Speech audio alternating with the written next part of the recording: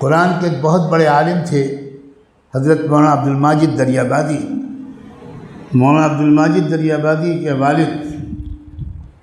حج میں گئے، بہت پرانا واقعہ ہے، تو اپنے ساتھ اپنے ایک نوکر کو لے گئے جو بیچارہ بالکل دیہاتی ان پڑھ تھا، بالکل ان پڑھ، الف بے کچھ نہیں پڑھ سکتا تھا۔ وہاں مکہ مدینے میں دیکھتا تھا وہ حج کے زمانے میں کہ لوگ بیٹھے ہوئے قرآن پڑھ رہے ہیں۔ اس دیہاتی نوکر کو، باورچی کو بہت غم ہوتا تھا، شرم آتی تھی کہ لوگ قرآن پڑھ رہے ہیں، میں قرآن پڑھ نہیں سکتا، تو بیچارہ قرآن کھول کے بیٹھ جاتا تھا اور اپنی انگلی قرآن کی سطروں پر وہ گزارتا رہتا تھا اور روتے روتے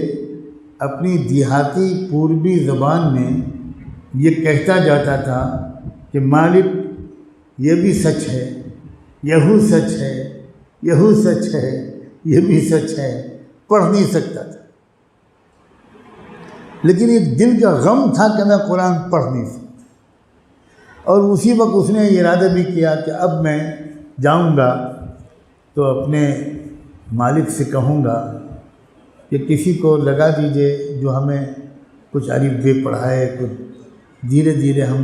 تھوڑا سا قرآن پڑھ سکیں۔ لیکن اللہ کا نظام کہ حج کے بعد اس کی طبیعت خراب ہوئی، بیمار پڑا اور وہیں اس کا انتقال۔ تو مولانا دریابادی کے والد نے اسی دن یا اگلے دن خواب دیکھا کہ اس کو جنت کا بہت اونچا درجہ دیا گیا، بہت اونچا درجہ۔ تو خواب میں ہی انہوں نے پوچھا کہ بھائی یہ تم کو اتنا اونچا درجہ جنت کا مل گیا، ماشاءاللہ، یہ کون سا عمل تمہارا اللہ کو پسند آ گیا؟ تو اس نے یہ کہا کہ حضور میں جاہل ان پڑھ تھا، آپ لوگ قرآن پڑھتے تھے، میں بہت شرمندہ ہوتا تھا، میں مکہ مدینے میں قرآن کھول کے بیٹھ جاتا تھا آپ کے پیچھے، آپ قرآن پڑھتے ہوتے تھے اور میں روتے روتے یہ کہتا رہتا تھا کہ مالک یہ بھی سچ ہے، مالک یہ بھی سچ ہے، مالک یہ بھی سچ ہے، اور میں نے ارادہ کر لیا تھا کہ واپس جا کر قرآن پڑھوں گا۔ اللہ نے میرے اسی چھوٹے سے عمل کو پسند کر کے مجھے جنت دی۔ قرآن ایسی چیز ہے